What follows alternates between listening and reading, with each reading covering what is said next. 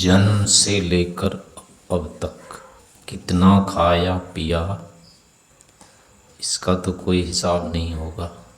लेकिन कितना पढ़ा सुना लिखा सोचा, इसका कुछ हिसाब है या नहीं है। कई ऐसी बातें याद होगी, लेकिन अभी याद नहीं होगी शायद। वो ऐसी कितनी बातें होगी उपस्थित, लेकिन वो है हमारे पास, अभी नहीं होगा ऐसा कुछ। तो पहली बात तो ये है, जो कुछ भी हम सुनते हैं, पढ़ते हैं, लिखते हैं, विचारते हैं, सोचते हैं, एक संकल्प लेते हैं, वो सारी की सारी बातें हमारे चित्त में होती हैं। लेकिन ऐसे ही उसको भूले रहते हैं, जैसे कि एक पुस्तकालय में या अलमारी में कोई छोटी सी चीज़ कहाँ है ये पता नहीं होता है। चित्त के कोने में ऐसे अनेक विचार संकल्प हमारे रखे हुए हैं, लेकिन वो हैं इसका अता पता नहीं रखते। तो एक तो होने का हमको पता नहीं होता है, लेकिन इससे भी आगे एक दोष होता है, जिसको हम जानते हैं कि ये करना चाहिए, ये नहीं करना चाहिए, जिसका कि पता है, लेकिन वो भी अभी तक हमने करना चाहिए ना तो ऐसा निर्णय में लाया, ना ही हम उसको व्यवहारिक रूप दे पा रहे हैं।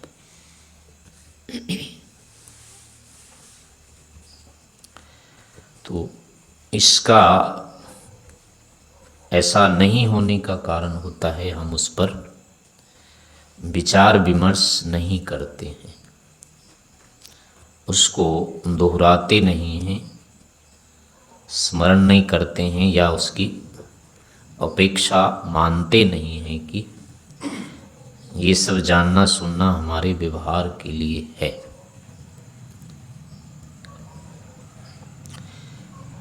प्रयोजनम अनुद्दिश्य मंदोपि न प्रवर्तते। बिना प्रयोजन के बुद्धिहीन व्यक्ति भी आगे नहीं चलता है। तो इस कारण से बिना प्रयोजन के तो हम कुछ करते नहीं हैं, आगे भी नहीं करेंगे। प्रयोजन तो हमारा रहता ही रहता है, लेकिन हमें ये पता नहीं होता है कि आखिर हमारा प्रयोजन है क्या। प्रयोजन को बिना जाने ही चेष्टा करते रहते हैं, पुरुषार्थ करते रहते हैं। इस कारण से फिर क्या होती है, सफलता हमको नहीं मिल पाती।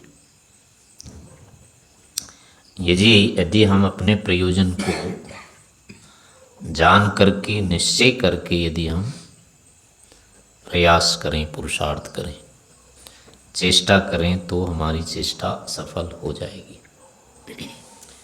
और ऐसा नहीं करने पर चाहे कितना ही करते रह जाएंगे, जन्म जन्मांतर तक, जैसे अभी तक नहीं हुआ है, आगे भी कुछ नहीं होगा। इसी कारण से जीवन की सफलता के लिए आध्यात्मिक क्षेत्र में हमारी शक्ति, हमारा पुरुषार्थ व्यर्थ ना जाए, हमारा अवसर व्यर्थ ना जाए, इसके लिए ऋषियों ने एक उपाय दे दिया। वो है, उपाय का नाम निधिध्यासन कहते हैं उसको। निधिध्यासन के अभाव में चाहे हम जितना भी पढ़ लें, सुन लें, बोल लें, लिख लें, लिख करके इकट्ठा कर लें कॉपियाँ, पुस्तक पर पुस्तक बना लें, छाप दें, प्रकाशित कर दें, कुछ भी कर लें, लेकिन अगर उस ज्ञान के ऊपर हमने कोई निर्णय नहीं लिया, उसको यदि हमने निश्चयात्मक नहीं बनाया है, तो वह ज्ञान हमारे प्रयोजन को सिद्ध नहीं करेगा। और ऐसी स्थिति में उस ज्ञान के लिए किया हुआ जितना भी प्रयास है, जितना भी समय है, जितनी भी शक्ति लगी है, सब निरर्थक ही होंगे, किसी का भी सदुपयोग नहीं माना जाएगा। इस कारण से यदि इन सबको सार्थक करना है तो निश्चय से निधिध्यासन हमको करते रहना चाहिए। ऐसी अनेक बातें हैं जिसको कि हम बचपन से जानते हैं। सत्य बोलना चाहिए, झूठ नहीं बोलना चाहिए, लेकिन आज तक हमारा ऐसा निश्चय नहीं हुआ कि हम किसी भी परिस्थिति में अथवा अमुक अमुक परिस्थिति में झूठ नहीं बोलेंगे।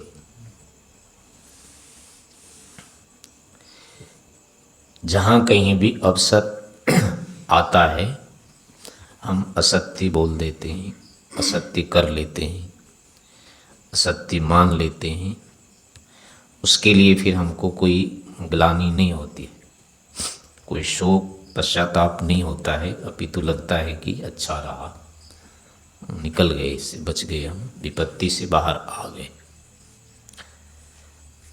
लेकिन उसी कारण से हमारा जीवन क्या होता है, आदर्शमय नहीं बन पाता है, सशक्त नहीं बन पाता है, हमारा आत्मबल बढ़ नहीं पाता है।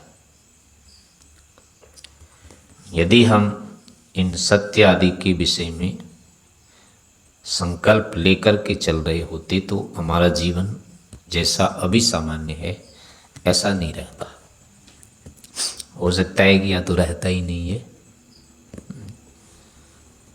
अगर हम धर्म पर, आदर्श पर चलने के लिए ठान लेते और चलने लग जाते तो हो सकता है हमारा जीवन शायद नहीं भी रहता, ऐसा भी हो सकता है। क्योंकि लोक में ऐसा होता है, जितने भी आदर्शवादी होते हैं, सत्यवादी होते हैं, यथार्थवादी होते हैं, संसार उनकी छुट्टी कर देता है तत्काल। उसको यहाँ संसार रहने देता नहीं है। यदि वो बहुत अधिक पुरुषार्थ नहीं करता है तो अकाल का ग्रास वो बन ही जाता है। तो एक तो संभावना ये भी थी, अथवा दूसरी संभावना है थी, कम से कम साधारण हम होकर के नहीं रहते। अब तक आदर्श बन गए होते, पूज्य बन गए होते, एक विशेष मानव बन गए होते, यदि हमने बचपन से ही किसी भी एक सत्य को, धर्म को जीवन में निश्चय पूर्वक निरपवाद रूप में मान लिया होता था। यानी कभी झूठ नहीं बोलना है। अगर ऐसा जीवन में होता बचपन से तो जैसे बैठे वैसे नहीं रहते अब तक, कहीं के कहीं पहुंच गए होते। लेकिन अभी भी ऐसा कर सकते हैं क्या, कभी झूठ नहीं बोलेंगे? हिम्मत है अभी? कभी नहीं झूठ बोलेंगे, ऐसा कर पाएंगे? अभी तक झूठ नहीं बोला कभी, या बोला भी है? बोला है ना, तो ऐसे ही बोलते रहेंगे ना भैया।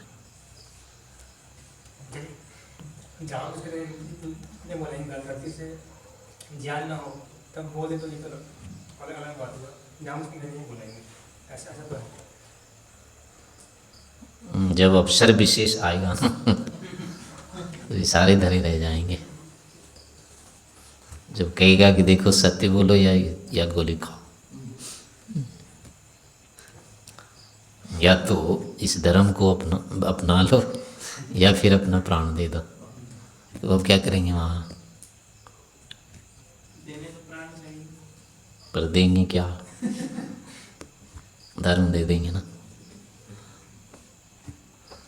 तो यही अनादर्श की स्थिति होती है।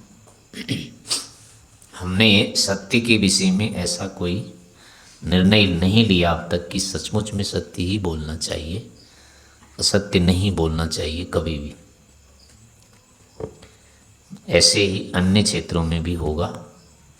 सत्य तो एक उदाहरण है।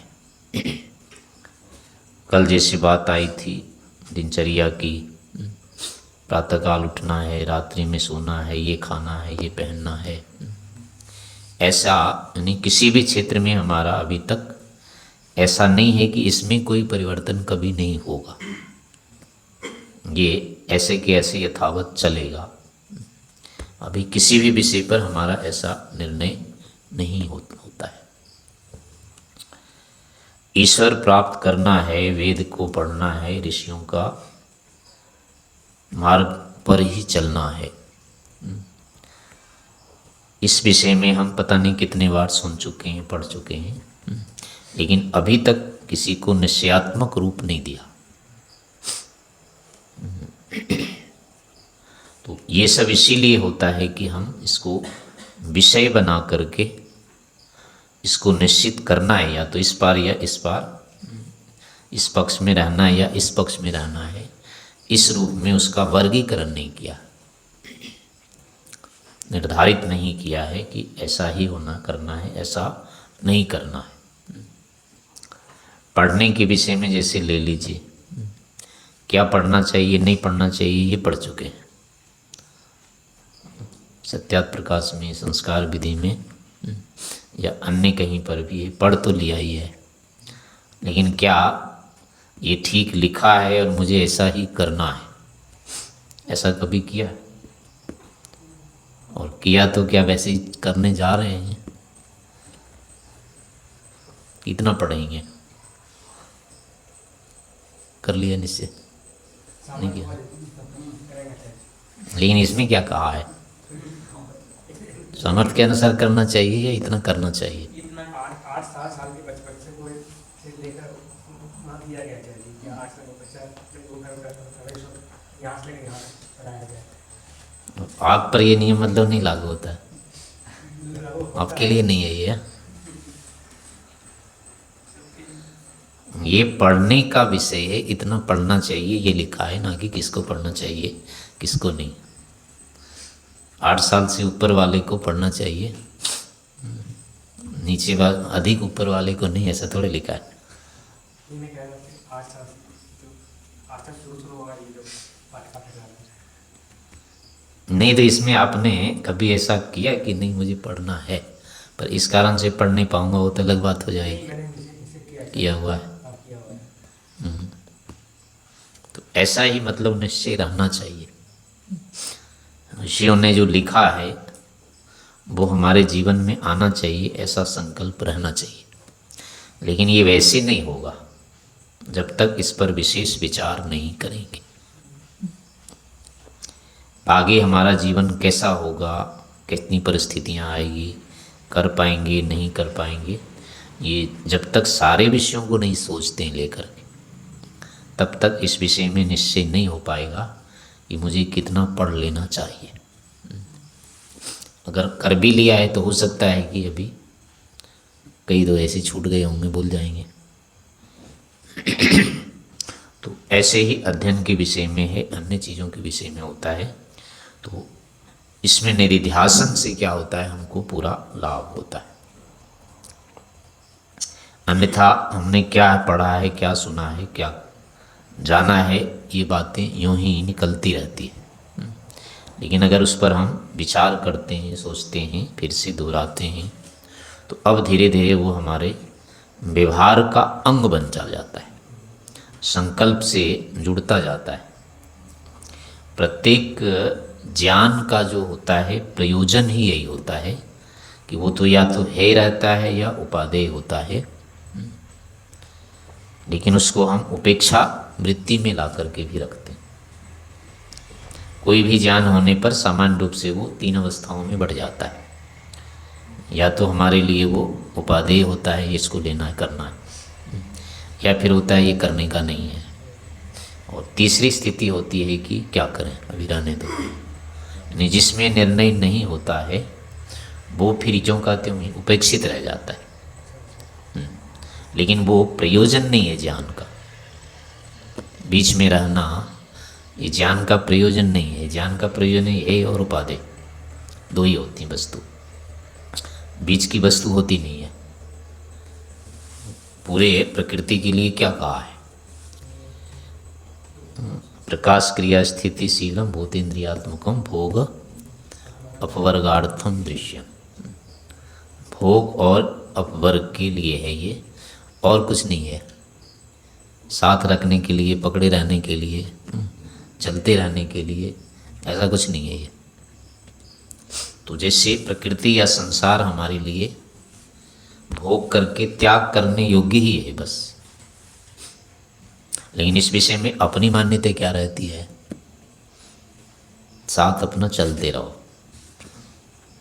बने रहो बस, छोड़ना भी नहीं, पकड़ना भी नहीं है, अपना जैसे चल रहे हैं चलते रहें। तो ये क्या है ना, तो हे कोटि में है ना उपाधि कोटि में है, निर्णय ही नहीं है। और यही कारण है कि बस अपना जैसे तैसे काम चलते रहे, इसके साथ ही बने रहें। तो साथ बने रहना, ये जो बुद्धि है ये अनिर्णित बुद्धि है, मतलब ये बुद्धि ही नहीं है एक प्रकार से कहेंगे। बुद्धि तो होती है वो निर्णय कर देती है, अध्यवसायो बुद्धि। बुद्धि का जो स्वरूप ही होता है वो निश्चय करने का होता है, लेकिन जब विषय निश्चित ही नहीं है तो फिर अब बुद्धि कैसे कहेंगे उसको? वो ज्ञान ही नहीं है।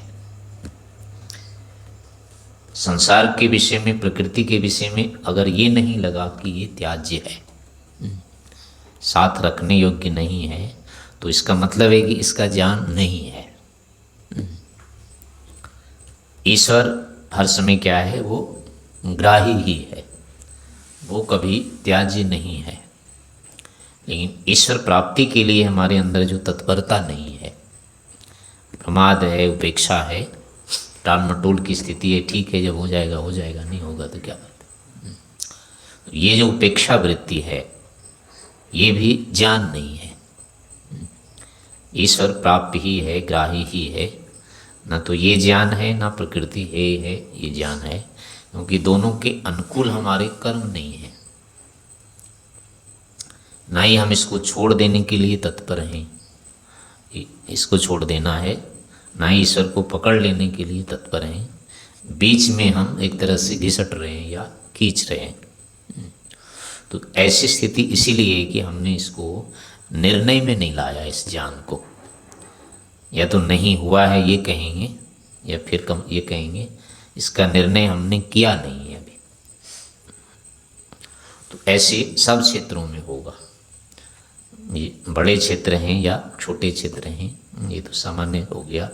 ईश्वर के बारे में, संसार के बारे में ऐसे ही है कि अपना जीवन कैसे चलाना है, ब्रह्मचारी रहना है या गृहस्थ बनना है या क्या करना है, ये भी एक पक्षीय है, जीवन का एक पक्ष है। गृहस्थ में जाना है और गृहस्थ में नहीं जाना है, दो पक्ष नहीं है जीवन के।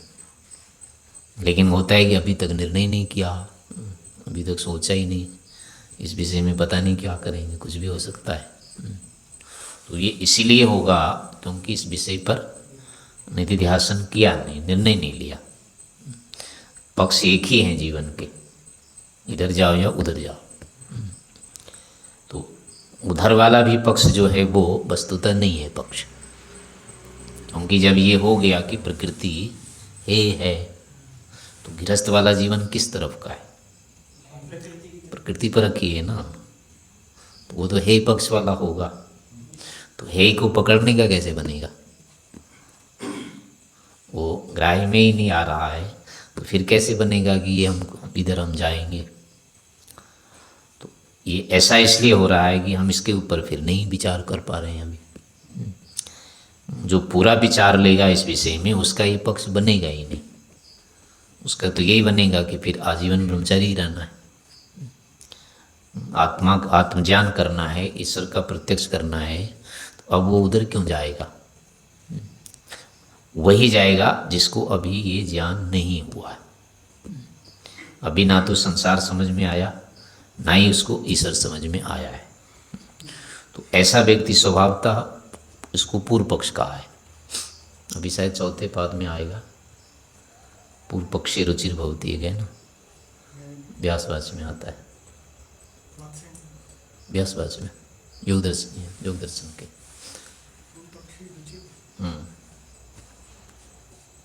ये मन का प्रकरण है। न चेत् चित्तंतरम वस्तु तब अप्रमाणकम तथा किम स्यात् सदा जातश्चित वृत्तियो तत्प्रभो पुरुष तत्स्वभाव सौंदर्यत्व। भाष्य में ऐसा है कि जब ऐसा हो जाता है तो पूर्व पक्ष में रुचि नहीं रहती है। जब तक ये नहीं होता है ज्ञान तब तक पूर्व पक्ष में रुचि होती है, रुचि बनी रहती है। आपके योग दर्शन में चौथे पाद में आएगा ये।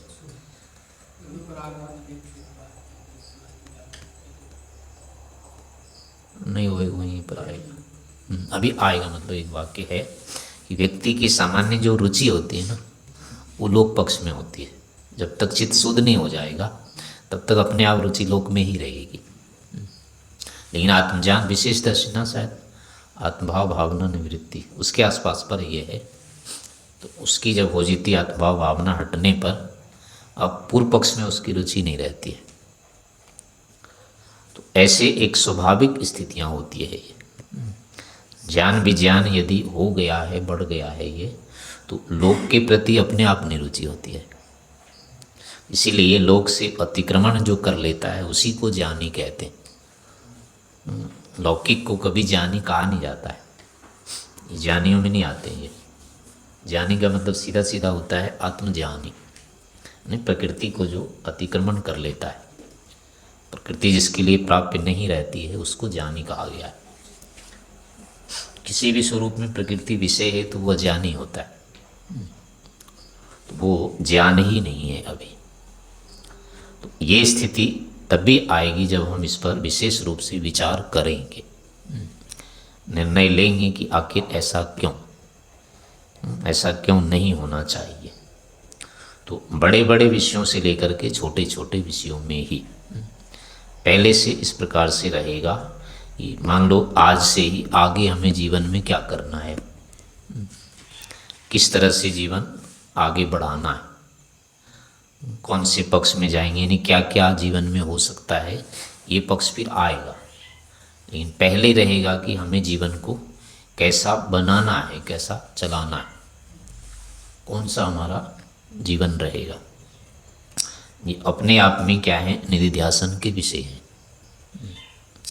ऐसा यदि सोचते हैं तो जीवन व्यवस्थित हो जाएगा, और नहीं तो वैसे सामान्य चलता रहेगा।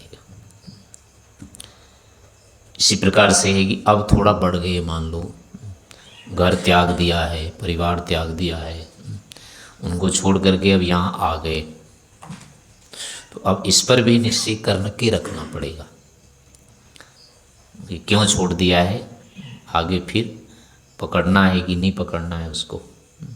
तो ये बिना विचारे नहीं होगा।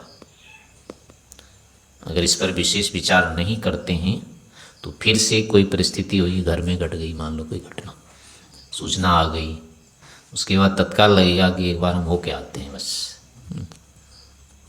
लेकिन उसके ऊपर अगर विचार करते हैं कि ठीक है उन्होंने जन्म दिया है, पाला पोसा, इतना बड़ा किया, लेकिन क्या हमें अभी और जो चाहिए, क्या अभी हम उनके साथ ही रह जाएं तो वो जीवन हमारा सफल हो पाएगा या नहीं, हमारे इस वर्तमान जीवन के लिए भी वो लाभकारी होंगे या नहीं होंगे अगर हम उन्हीं के साथ रहते हैं तो।